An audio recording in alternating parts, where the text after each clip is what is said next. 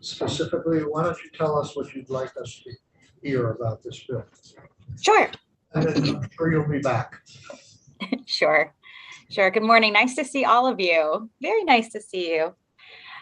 Sarah Buxton, Director of Workforce Development at the Vermont Department of Labor.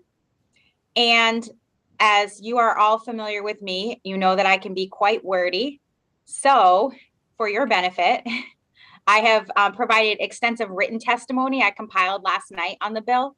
So as we have our conversations today, if they wander, you can see everything from the comparison of what was offered and what ended up in 703. And then you'll have a record of what the sections relevant to the Department of Labor and our support and some budgetary information. So this is extensive notes. It could be a bill itself. Better to put it in writing, and then that frees us up for conversation as the time progresses. So just as a general question, yeah. I assume given the vote in the House that the administration fully supports this bill as it's written?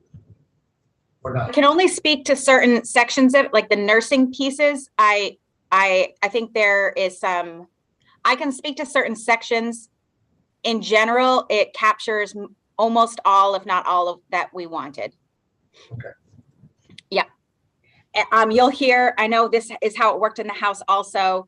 The House Education Committee took the CTE sections along with Ways and Means for one part of the CTE.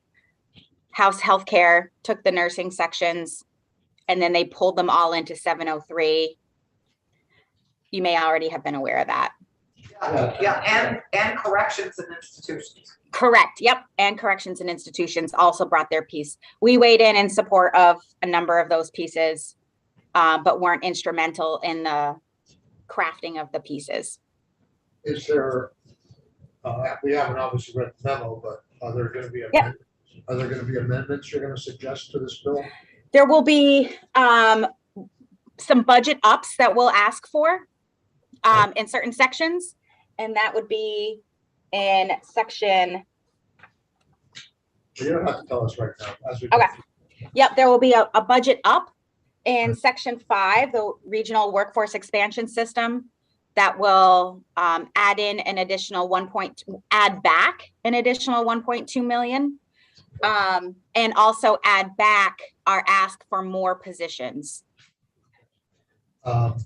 And the committee should know I've been approached by Senator Campion, who his committee wants to weigh in on this bill. So we'll probably start hearing from other committees, just like we did in the House. Yeah, well, Bobby already mentioned with me about ag. Wasn't there some ag related workforce issue? I think that was in the economic development bill. Oh, you're right. Okay. Floor is yours. All right, so I'll make one opening sort of statement, and then we'll go through a couple of the pieces so you're aware of what we asked for, what happened, and where some of the compromises were made. So the sort of opening observation was just that I don't think any of this is new to you.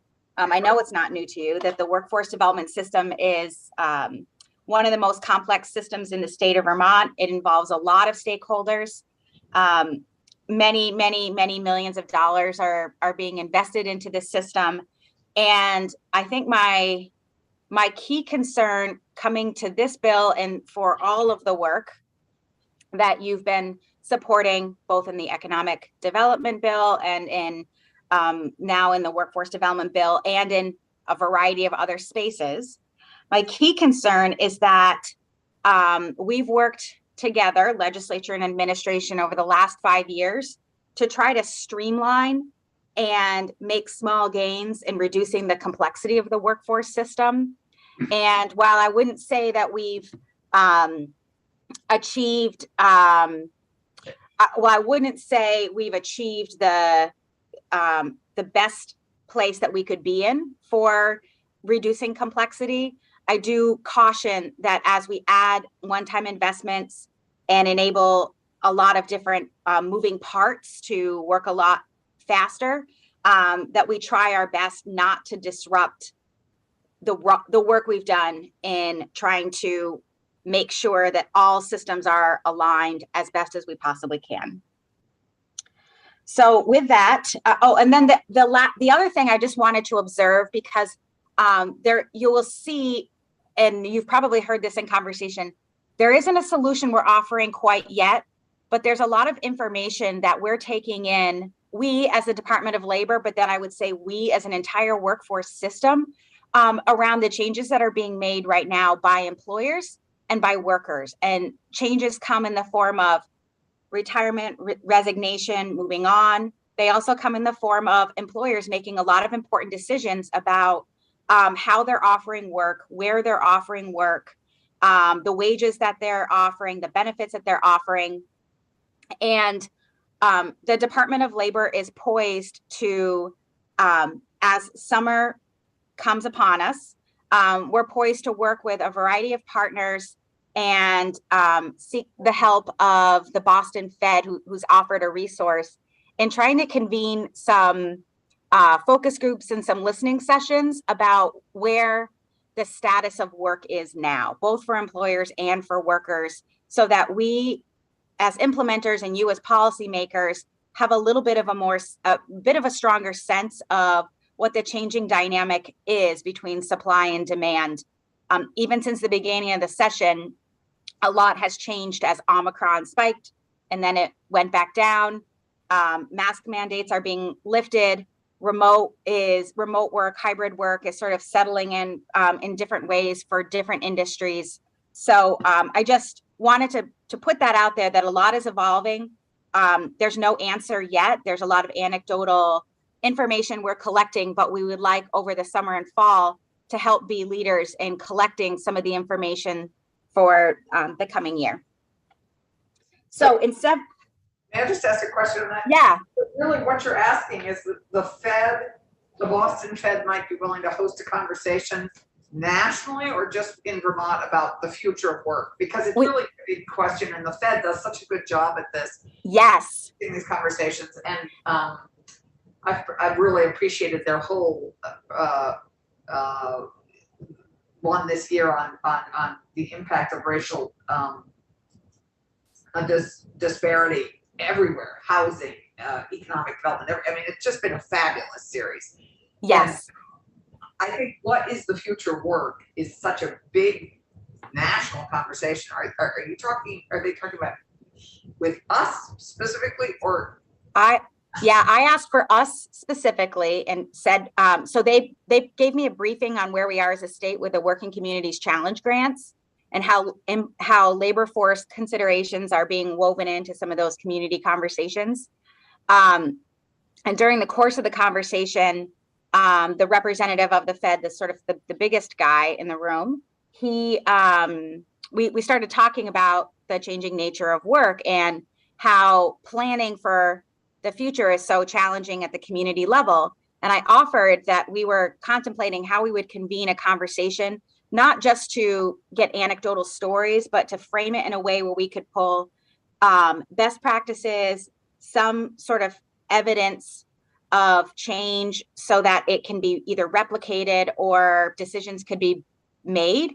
And he said that he has a person who is a colleague of his who has a degree of expertise in this area, and he would consider convening a conversation with me when the time was right to say what resource could they offer in terms of basically a paid support if we, the Department of Labor, along with, let's say Chamber of Commerce and Vermont Businesses for Sustainable Response, or Vermont Businesses for Social Responsibility, et cetera, if we could bring folks to the table, we could start to map out how we could use that expertise to have a Vermont-based conversation. That's great. Yep.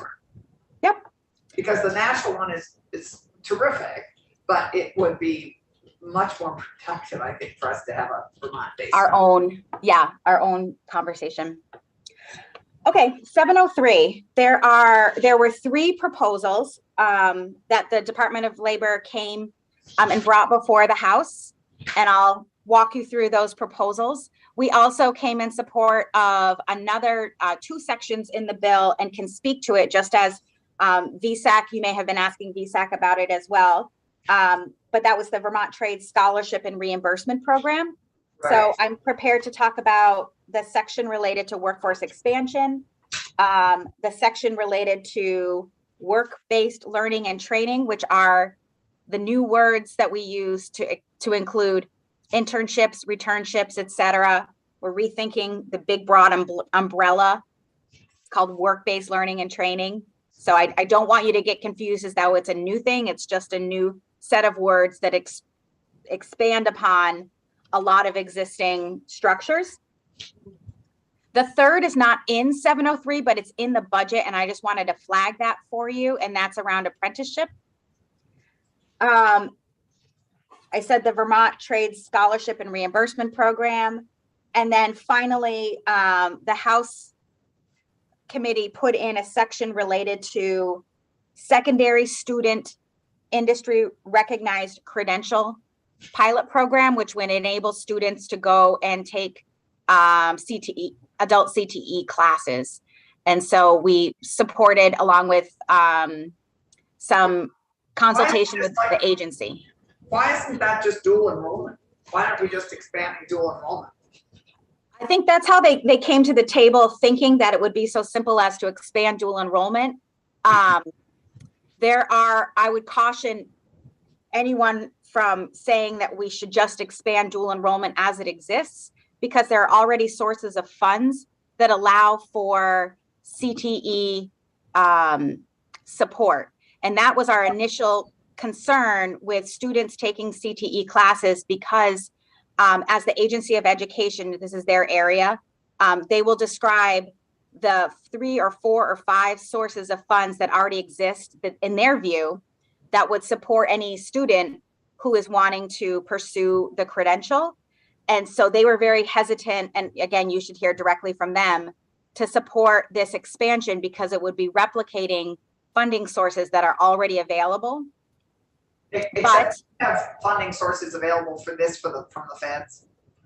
Yes. Yes, that's From okay. yes, from the feds, through 3 federal programs. But then I also recall in their testimony some reference to funds like a principal's fund, and a lot of different discretionary sources that districts have been able to put together since the passing of the flexible pathways legislation years ago. So this section is a bit of a compromise in acknowledging that there may be students that are falling through the cracks. And if they aren't able to access that using one of the sources of funds that the agency notes should be available to them, then at least for this year, the Department of Labor will ensure that they can access those programs. And then also we'll take that information and report it back out to the legislature, so we can understand more fully where there's a misunderstanding about the appropriate use of funds for these situations. Okay, so why don't I go back to workforce expansion? That's our key proposal. The administration had first offered $2.7 million as our proposal to expand resources in the local areas across the state. The intention was to bridge the gap between job seekers, current and future CTE students, and to support recruitment and retention efforts at the community level. This is something that we've needed to do and wanted to do for many, many years. It's the right role for the Department of Labor to play.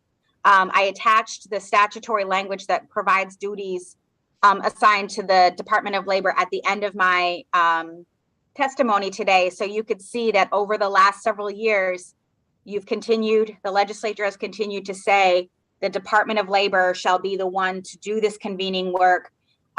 We have not, I will admit, asked for any additional resources as we've agreed to those terms. And this year, we all are in agreement that 8 positions would be the ideal number to be able to support this workforce expansion effort.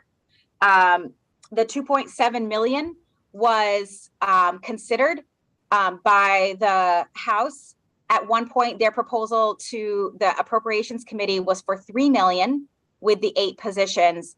And when it came out of House Appropriations, it was brought back down to 1.5 million over 2 years. So the ask that I would put to this committee is for us to go back to the governor recommend of 2.7 million to be spent over 2 years, and to also include the full 8 positions. So, sorry, Sarah, it ended up at 1 point what? It ended up at 1.5 million over 2 years. For fewer positions. For fewer positions, Amen. which really meant that it's not a statewide expansion. What we agreed is that would mean there would be 3 communities that we would begin this work in as pilots, one in the north, one central, one south. Right, I remember that piece, that there were 3 communities, St. Albans, Rutland, and St. Jay, maybe? Probably Brattleboro. Yeah, that's right, Brattleboro, Rutland, and St. Jay. Yeah. So that proposal I can speak to in more details. You probably will hear through this session a lot of interest in having regional workforce supports that may look somewhat similar to what used to exist as the WIBs, the Workforce Investment Boards. And while this isn't the perfect replication of that, this is putting the horsepower behind the WIBs. So for example, in developing this proposal, the Department of Labor worked with the Agency of Education to make sure that this system would connect with school counselors, CTE counselors, work-based learning coordinators, and provide resources and tools to them at the local level, as well as the economic development partners. And then of course, the other service delivery entities like Voc Rehab, Creative Workforce Solutions, Probation and Parole, and other TANF, our Reach Up case managers. So this is a, again, not the replacement of the WIB, but it is the seat through which the local coordination of workforce development services and supply and demand are met. I conferred greatly with and have now in my email a list of duties that someone, I know Senator Brock, you're familiar with Kathy Lavoie. I think most folks in this room probably are also. But when she was the head of the WIB there, what we envision is someone who has the skills and the connections in the community to proactively make the connections for a company. So you have company A who says, hey, I really need this workforce pipeline to be developed. This person is responsible and accountable for making sure that the introduction is made with the CTE system, that the apprenticeship system is brought in, the training fund dollars, both through labor and ACCD, are all brought to that employer.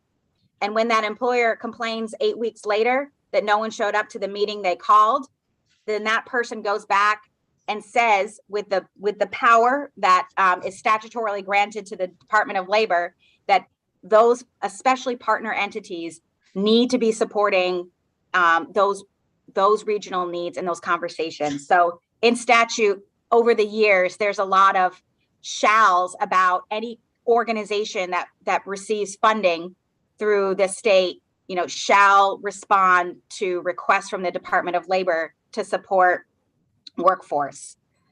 So the workforce expansion piece, what we would really like is to go back to 2.7 million, have a statewide system, and also for it to include some of the original funding that we had put in that the Commerce Committee had taken out about the duties that we would also perform in the regional system to help with the relocation efforts. So they stripped out any mention or any sort of budget item that we had in the 2.7 million to expand on the relationship we have right now with ACCD. And I would say it is the strongest it's been in 3 or 4 years, or since we've started this relationship. That's great. We respond to, dozens of requests for assistance in relocating to Vermont each week. Our staff are making the first phone call and saying, how can I help you with employment?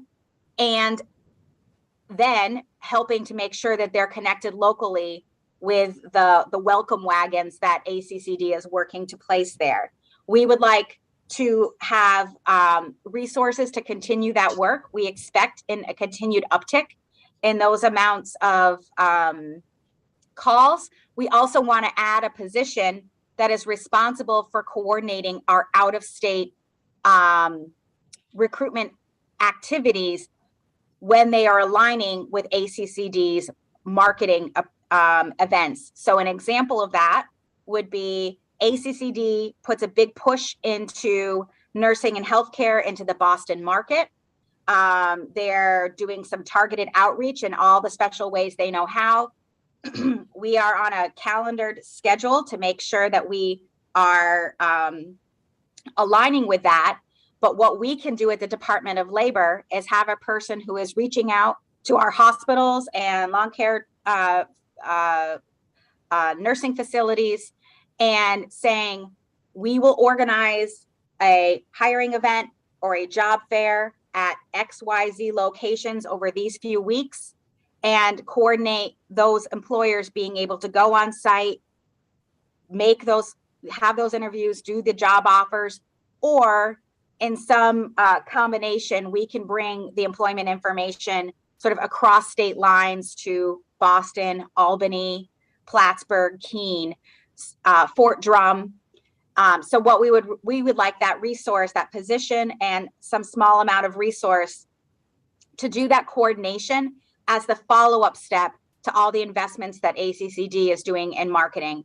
And we've done that in coordination. We've developed that proposal in coordination with ACCD.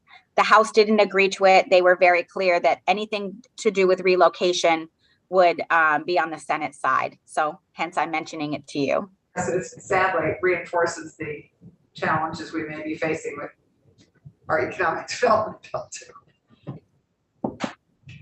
So, so that's the big piece. That is one-time funding, just to be clear, because each source of funding that I'm going to talk about has a different place, and I don't want you to be caught off guard. So that was asked for as one-time funding, the 2.7 million over 2 years. Okay. It was granted as 1.5 in one-time funding over 2 years. So Sarah, a couple of things. Yep. If I may. The coordination with ACCD, I mean, I'm not sure how much depth we went into Heather's proposal, but it sounds like she wanted regional ambassadors out there, struck by the phrase "make warm handoffs." I hope that doesn't make it into legislation. But what is that? And yep. It isn't. Never seen that phrase. What's the difference between the relocation support specialist and what ACCD proposed to do in the regions as well, and why right. combined into one person? Yep. So it's they're complementary, and I would say they're not duplicative. Ours is a very small amount of resource to make sure that we can continue to respond to that immediate when someone comes and reaches out to ACCD through Think Vermont or whatever portal they have that's collecting people who are raising their hand and saying, I'm interested. We get sent, as do local partners of theirs, their regional partners, that information. We plan through our current infrastructure. We're now doing vendor demonstrations. We're upgrading our whole system, and we plan in the customer, the CRM that we're building to be able to do this in a little bit more of an automated way. But that aside, the role that we would play is making that first contact with the individual immediately, within 24 hours, phone call and an email with all the resources and things available. And then physically doing an intake, everything that's not related to jobs or a specific employment inquiry, goes to that regional partner, and they really do a lot of the hand-holding, the response after work hours, 9 o'clock at night. Someone says, hey, I was just looking at this, I need a response, or I'm curious. You've got someone who really is their concierge level of support at the regional level. State employees may come and go. They may be assigned to a region that they aren't as deeply connected to for as many years as these regional partners are. And so we recognize that sometimes that first contact is the friendly face who isn't the deepest expert in the regional, the rich resources that are available that might also be of interest to someone moving. So they are, as I recall, when we coordinated this as the session was really kicking off, they are proposing that grants be awarded to regions to build out that robust set of resources, and that the smaller set of simply salary dollars is only for that temporary employment-focused first touch, and making sure that they are connected to that larger resource. It's a way of leveraging existing expertise and dollars that are already being invested into a workforce system, where we should be able to provide anyone moving into the state the same level of information and labor market knowledge that a neighbor would seek. So we would be able to provide that, and then be able to make the transition over to the new partner. The new position in terms of helping with events and coordinating out-of-state activities would be separate from the regional warm, what do they call it, warm handoff, the regionally warm concierge service. Let's assume for the moment, and I'm not admitting this, that I accept the fact that there's no duplication and it's complementary. Why couldn't it be in the same person as opposed to different people? I think I hear what you're saying, and I think what I'm trying to express is that there are other things that the Department of Labor has for resources to offer, and it's important to make sure that they're blended into the system in some way so that we can offer those resources. And administratively, it has been the way we've put this together over the last several years, that we are assured, because of our status as state partners, we are assured that we can direct a quick response and a turnaround when communities across this, no matter where someone is in the state, whereas the regional entities at this point haven't been given sort of a standard set of resources to develop into that role.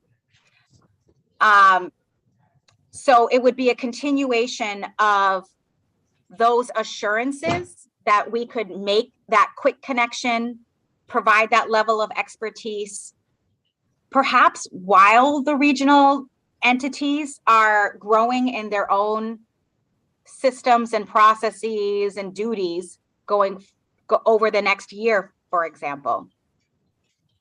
It sounds to me like it makes me think of the debate we had about merging the two departments, which we rejected. In this context, it may have been a good idea. For other reasons, some of us felt very strongly it wasn't. Yep. But it seems like you've got positions in two different departments that, assuming they are not duplicative and they are complementary, it does cry out that there should be one person who has the expertise in all these areas, and you don't have to keep handing off. Going back and forth. ACCD doesn't have the regional staff. And so I think that's where we've been of value, is that we are organized regionally. So when the relocation requests come in, there needs to be some support for program coordination and, sort of mapping out all these systems.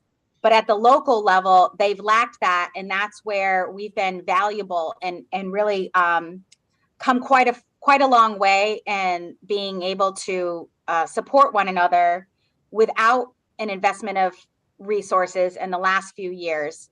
And my concern a little bit with this is that it's a state activity, and we're coming across a very fine line if there are increased inquiries into the state and we have staff spending a lot more time on this, that I don't really have available salary dollars to let their time be charged to something non-federal.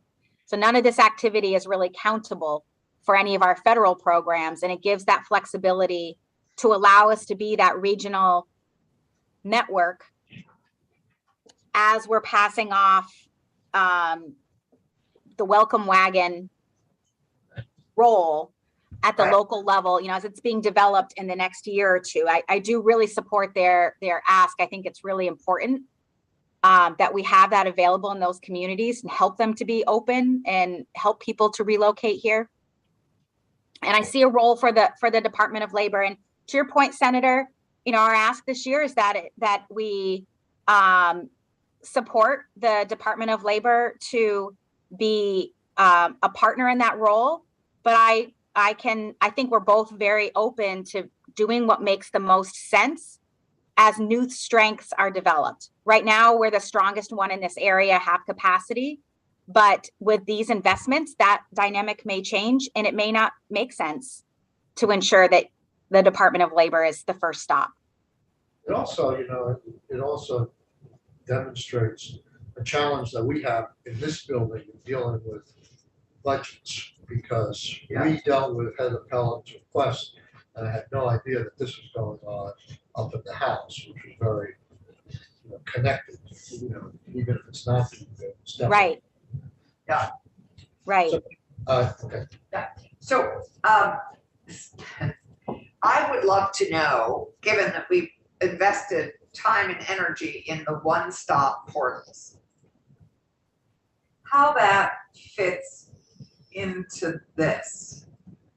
Great. Because I see in your list, even if you built this out, you still don't include two critically important towns in Windsor County, Hartford or Springfield, both of which had one-stop portals, as I recall. One-stop centers. Yeah. As we look at the go-to places, I'm just,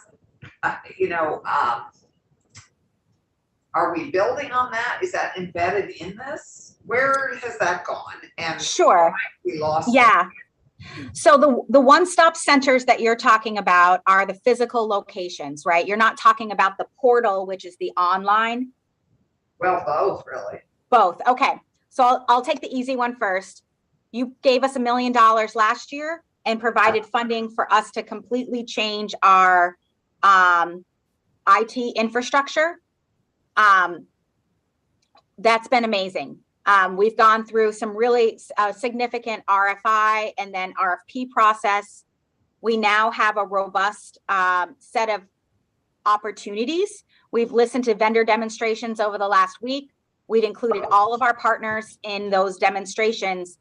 And over the course of the next year, I expect by the end of the year, we will have moved off of Vermont JobLink, off of the job board, off of our case management system, and onto a new system that will serve as our case management system. Hopefully we'll bring more state partners in. We've got a lot of other state agencies listening and participating in this process. So we all share one database, one place where all the clients are registered, one place where we can make instant tracking and referrals. But in addition, it will have the apprenticeship board, the internship board, the whole array of work-based learning and training opportunities that currently Advance Vermont had been supplying. We intend to take that work and put it on a state-based system. So that is the virtual one-stop job searching, upskilling, service delivery mechanism that serves all of our needs. So that's the one-stop portal is a word you've used to explain it. Right. The one-stop job centers are physical walk-in locations around the state. Since the pandemic, we've had very little foot traffic. Right. I've directed many of our offices to still have some walk-in hours, a few hours a week, but to move in order for staff safety, some of those offices are 2-people offices. And so we can't serve customers unless both employees are there on the same day. No one's called out sick. We need to make sure they're safe. So if they're going to be providing services, they're doing it in a scheduled one-on-one service in the office. More importantly, we're shifting our staff to something we're calling #labor on location. We're sending our teams out to communities like places they've never been: Richford, Bradford, Randolph, areas in Springfield, Bellows Falls, and they're going to our community partner agencies or other libraries or locations.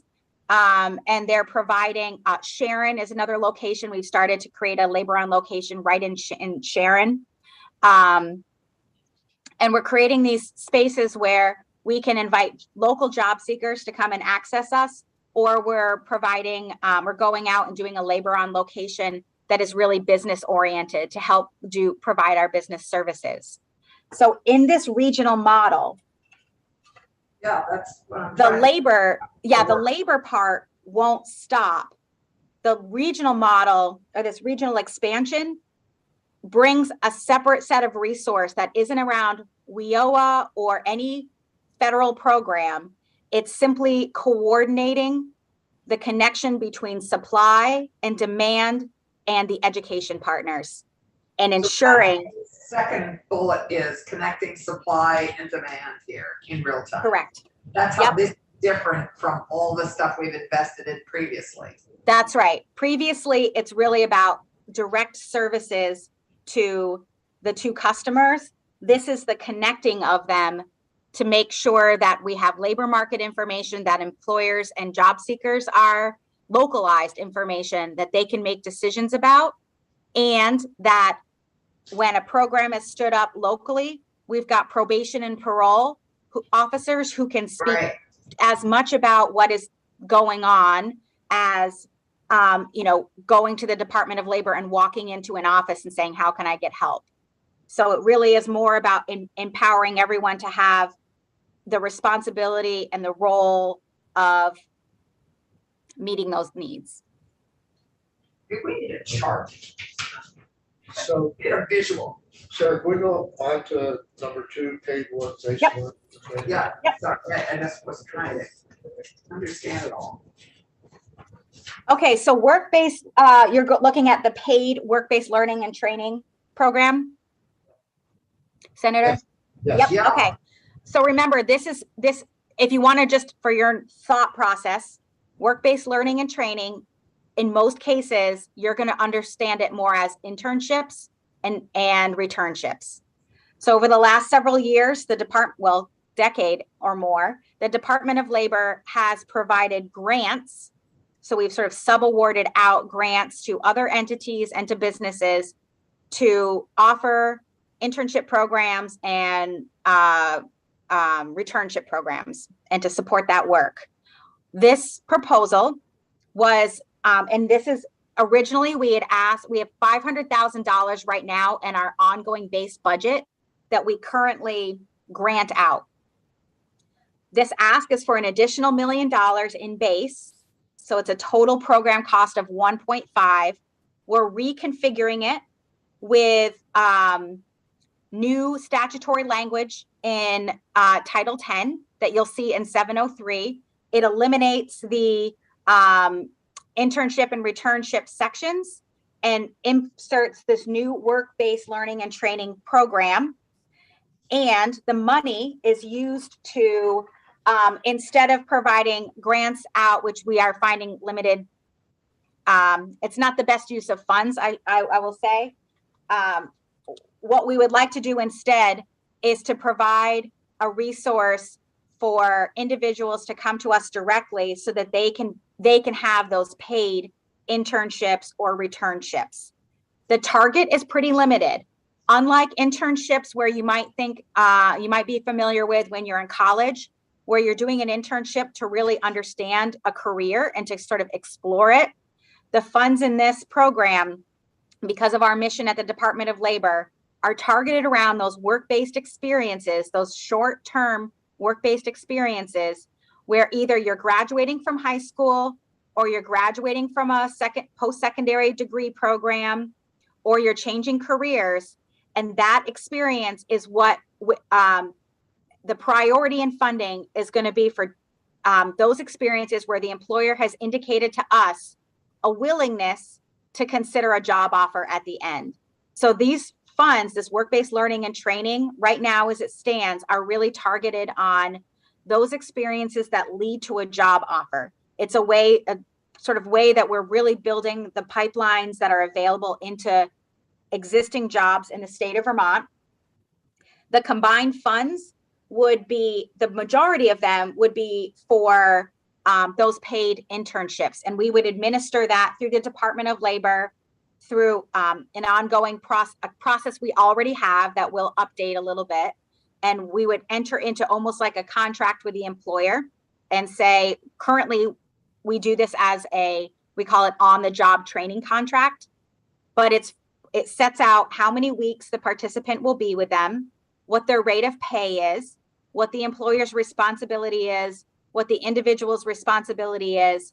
And then we can do two things. We can either provide the funding to the employer upfront to pay the wages, or they can submit reimbursement to us at periods of time, and we can reimburse them for the paid wages. A couple of things with the wages: we're not setting a minimum level like minimum wage, because what we're finding more and more is that we want to make sure that as we put an individual in to work for an employer, that they're not paying them any less than the lowest paid person in their company. And many times now, minimum wage is a way for them to kind of pay less than what they would do if they just had a flat out job offer to an individual. The other thing this allows us to do as we do these contracts with employers is to ensure that if an employer already had an existing paid internship program, that they're not coming to the state and saying, okay, now you subsidize us. We can work with them and say, we're going to pay 50% of wages, you're going to pay the other 50%, and and we're only doing this for new interns. You still carry the responsibility. If you have in your budget 10 interns that you pay each year, we want to make sure that we're helping to expand those opportunities. The last thing I'll say about this is, I think we all, many who helped develop this proposal acknowledge that this sort of try before you buy model is one of the most effective ways to get people into the workforce that we have. It's one of the best tools, second only to apprenticeship programs. So is this accepted by the House as you Yes. Just touch briefly on the $100,000 for new employer startup grants. Sure. So 25,000. Yeah, so this is keeping a little bit of the remainder of how the program currently exists. And I would be completely open to changes to this or adding this into serving more individuals. But this allows a little bit of flexibility for us to say, like we went to Mac Molding a few years ago and said, would you, and Casella Waste was another one. They got a grant to create their own internship program. And then we paid for like their first set of interns. So this would help us, our business services team, as we go to new employers who sometimes feel, especially small employers, who just don't have the capacity to set something up, for us to say, would it be useful for us to pay for your time to put into your, whether it's a bookkeeping system or restructure the duties and responsibilities for some of your staff, engage some help in understanding really what's involved with an internship program. So this would allow the flexibility to still go out to those employers who don't have existing programs and encourage them and support them in starting them. So you envision spending $25,000 per employer and That- doing 4 times in the state? That's about, so currently we do about $400,000. How many different employers is that? It's about 25 a piece. So what's that? 16 grants or so a year to different employers. We don't let them get the grant for more than 3 years, but there are employers and nonprofit groups who seek those grants to develop and support an internship program. And so, again, this would just be a carry forward of some of those expectations that those grantees have had in the past. I'm really moving in the direction of saying this is really for startup. If you can't sustain a program, that's a responsibility you have as an employer, an investment you need to make in your workforce. But we can provide some of those easy entry points. Okay, let's move on to, let's give our questions to number 3. Okay. Apprenticeship expansion. Last year, you gave us, if you recall, it came out of this committee, $2 million. At the time, it was ARPA funds to expand apprenticeship. I think at the time we thought $2 million over 4 years we can spend. By the end of this fiscal year, we will have spent about $1 million. And so what this does is, I'm sorry, I forgot to tell you that after the session ended, through whatever administrative process you have, the money was converted from ARPA to general funds. So the money, the $2 million would go unused at the end of the year, but we've just hired a brand new apprenticeship director. I am excited to finally report we're on the right path. We can spend the other $1 million. This is just some permission to have carry forward for the second part of that funding. So Good. do you need, is there language in the budget to carry forward, or just the fact that you had $2 million last year? If it's not affirmatively reallocated, doesn't it carry? There's All position, does it go back to the general fund, or does it stay with the program? Yeah, to be truthful, I'm a little confused about this as well, but I've been advised by our colleagues in finance that the right way to do this is to seek explicit permission to have it carried forward. There's a separate process that I think that department heads and fiscal directors go through for unused funds each year and deciding how the carry forward will look. So there is language, as far as I am aware, that did make it through the House side in the budget, not in 703, that permits the use of $1 million for the continued expansion of apprenticeships as outlined last year. So I think this is one area that was pretty important to this committee. Why didn't the money get spent?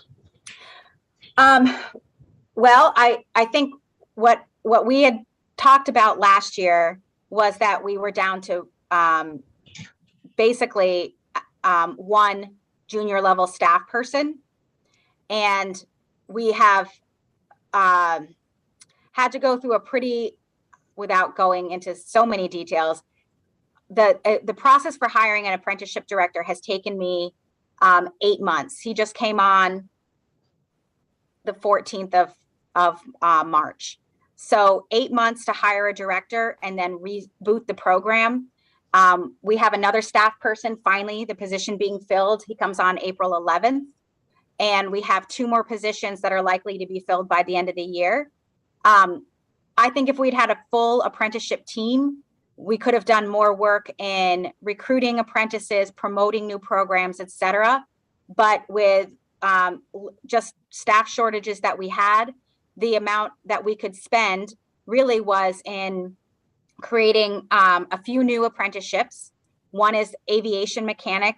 One is the broadband installer apprenticeship. Those are big ticket ones. We spent a couple $100,000 on each of those. I've worked with the plumbers and pipe fitters, the Alex Potvin. We've got a $75,000 grant queued up for him. One of the Ski Vermont is another. Carpenters, the we've got a carpentry apprenticeship grant being queued up. We expect to issue that before the end of the year. One of the challenges that they have is as they develop new programs, it takes some amount of time for those industry partners to work through what it takes. But then in terms of recruiting on a timeline, Alex noted, for example, that they really can't begin the program until next summer.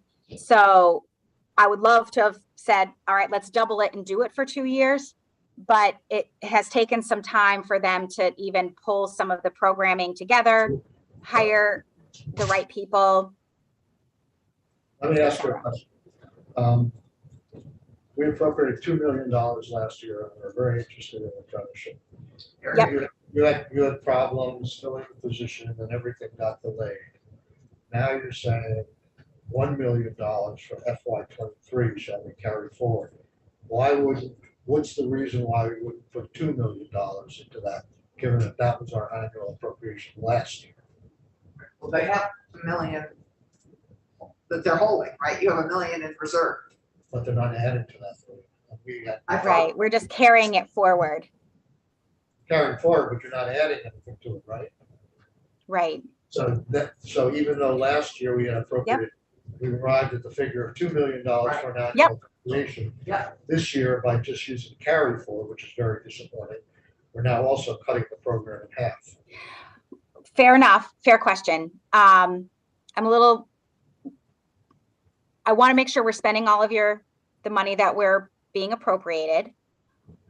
We did not last year go after any new federal grants, because we also do go after the USDOL has put out, or had typically, with the exception of last year, put out annual competitive apprenticeship grants. There is an apprenticeship grant, a pretty significant funding opportunity with an application due April 26th. States can ask for between $1 and $7 million. Our new apprenticeship director is working on a proposal, and I've asked him to put something together that puts us in the $3 to $5 million range. And again, that's not guaranteed. So those are things that your committee should know. But my hope is that we can make efficient use of state funds with $1 million of flexible state funds, and then potentially have available to us starting in September, $3 to $5 million. Right now we're looking. Do the 3 to 5 are federal dollars? Yes. Okay. Why wouldn't we write it, so do it at $2 million and say, to the extent you can use federal dollars, you don't have to spend all of that money? With a team that I'm building, having just hired Jay Ramsey, who is a 10-year director of technical education, I have all the confidence that our apprenticeship unit is finally going to be something that we can stand up and say, we've got the best apprenticeship team in the nation. It's just going to take a few months to make sure all these hires come into play. But I have much more confidence this year than I had last year. Got it. I would have confidence if I had Jay at my side also. So Jay is now the new director of apprenticeships?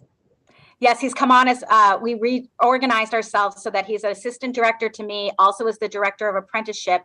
And in his assistant director role, will also be overseeing the Department of Labor's investments in career pathway expansion, talent pipeline, bringing industry groups together and building out the connections between CTE and apprenticeship, pre-apprenticeships, et cetera, matriculation agreements with the Agency of Education. So he comes ready to get it done.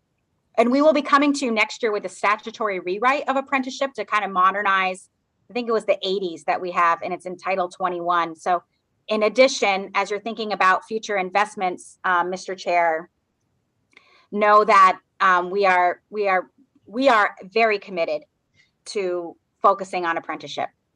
And so who's this Alex person you're talking about? I'm sorry. Alex Potvin is, I don't recall, he's local. Is it 793, Mr. Chair?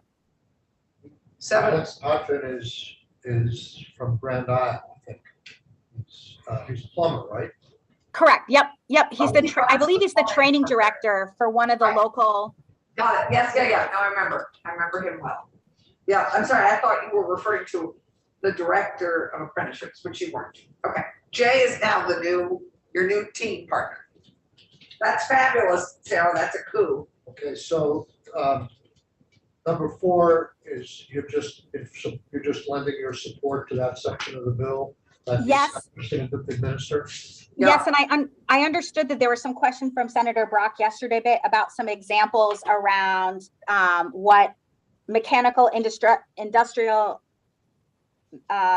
medical, mechanical, industrial, and building trades were. So I did just pop in some examples of what those trainings would be in medical, everything from paramedic, things that what we're trying to target is funds that wouldn't be, someone wouldn't already have a course of funding available to them, whether it's Pell Grants or some of the other healthcare scholarships and investments.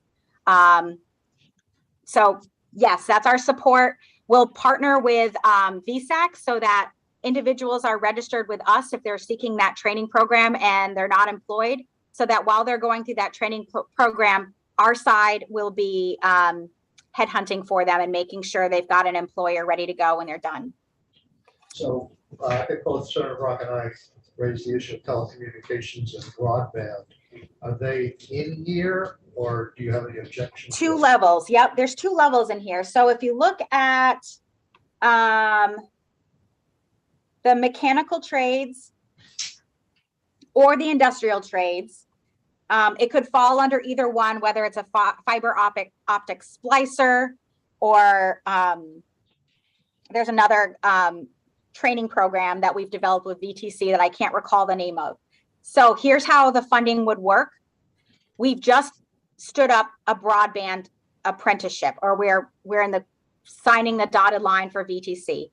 If there's an individual, the 300 people that Christine Hallquist is noting, if there's an individual who's going to the line, like the broadband installer track, they'll use the apprenticeship funds. We'll be able to pay for their long-term related instruction and investment through the apprenticeship fund.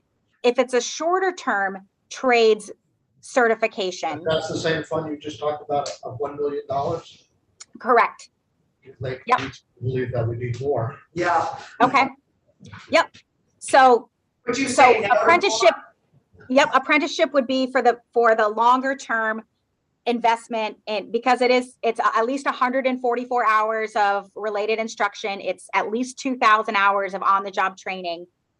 This scholarship fund would be for some of their incumbent workers that they're upskilling and getting a new certification, or that are coming on and they just need a 4 to 6 week program to get a certificate. This scholarship program would pay for that level, that sort of entry to mid-level. The apprenticeship funds pay for the longer term. And if it's a degree program, we've got other sources of funds that pay for degrees. You think you could put together, or is there a chart of all the funding and how it's spent for, I'm not saying everything workforce survey. Well, yeah, so I've thought about that with VSAC too.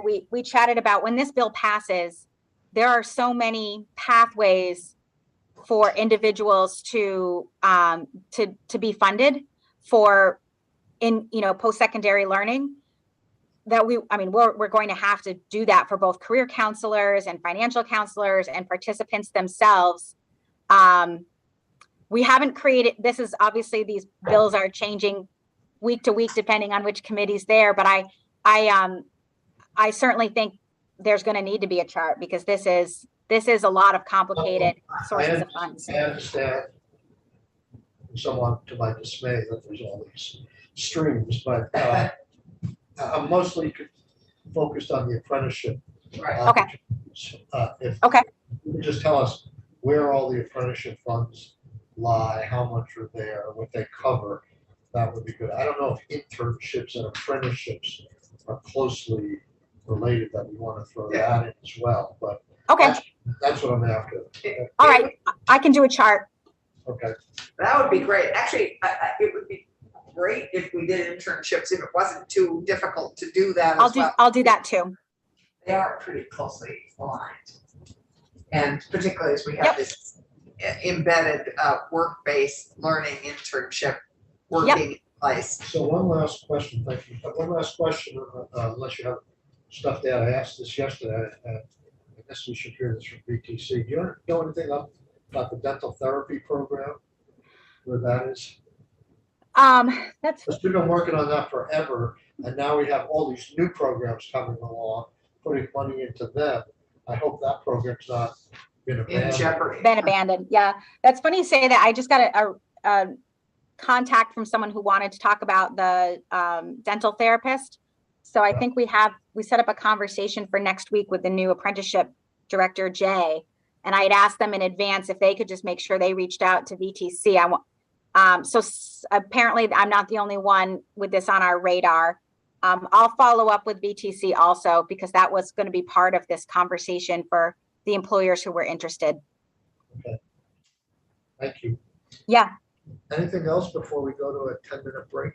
This is our start. We're just starting. It's good to start with you, Sarah. Sure. Yeah. Thank We you. have a couple of witnesses, at least one witness waiting. We're going to just take a short break. We need one, and stick around. We'll start at 11:15. I can't Heather. read your name. Heather Lovejoy, Heather. are you able to stick?